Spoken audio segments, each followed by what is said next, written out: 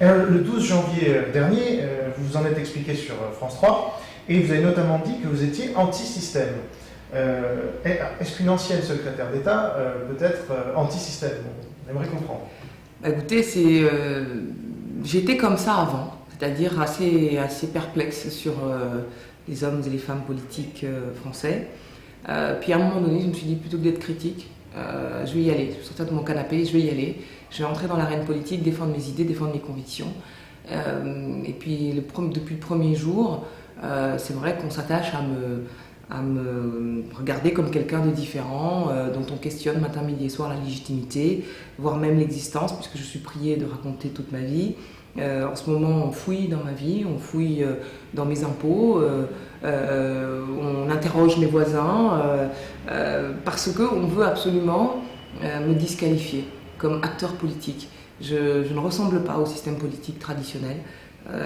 Par mon âge, par mes origines, par mon genre, par ce que je dis, ce que je fais, et bien que, par ailleurs, effectivement, je sois quelque part issu de ce système, puisque je suis diplômée de grandes écoles, j'ai un métier, je suis administrateur du Sénat, c'est par des concours que je suis arrivée à accéder à un métier, mais malgré tout, on s'évertue, en me jugeant sur l'apparence, à discréditer mon engagement politique. Parce que je ne ressemble pas. Mais ce qui me rassure, c'est que je ressemble à la France d'aujourd'hui. Le système politique, par son conservatisme, cherche à rejeter ceux qui ne sont pas comme les hommes politiques traditionnels. Mais ce qu'on veut comprendre, c'est comment est-ce qu'on peut être sous l'aile bienveillante du président de la République pendant un certain temps, et puis du jour au lendemain, quasiment la cible de beaucoup d'attaques, parce qu'on va y venir, vous êtes aussi la cible d'attaques sur un plagiat, donc comment vous expliquez que ça sort un peu tout en même temps? Tout en même temps, comme par hasard.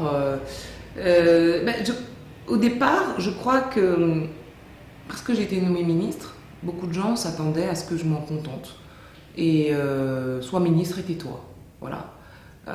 Or, la position où j'avais été mise, secrétaire d'État aux droits de l'homme, n'était pas une position anodine. Si j'avais été aux routes, j'aurais fait les routes. Vous n'aurez pas entendu parler de moi.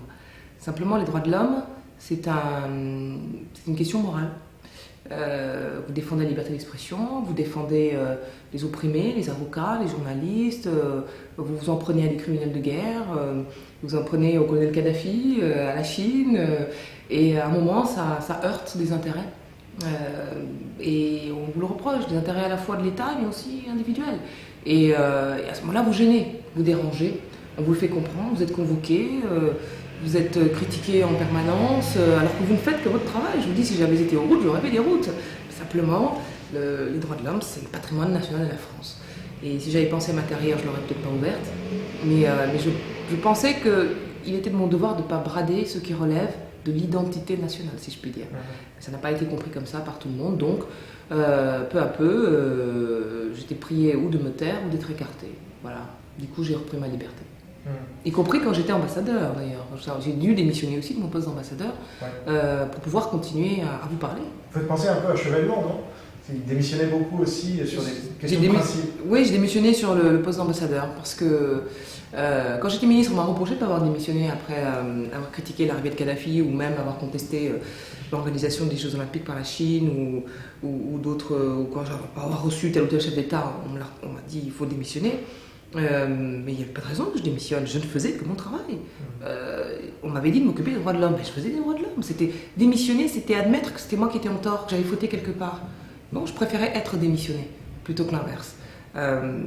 Et puis, ambassadeur, je ne l'avais pas demandé.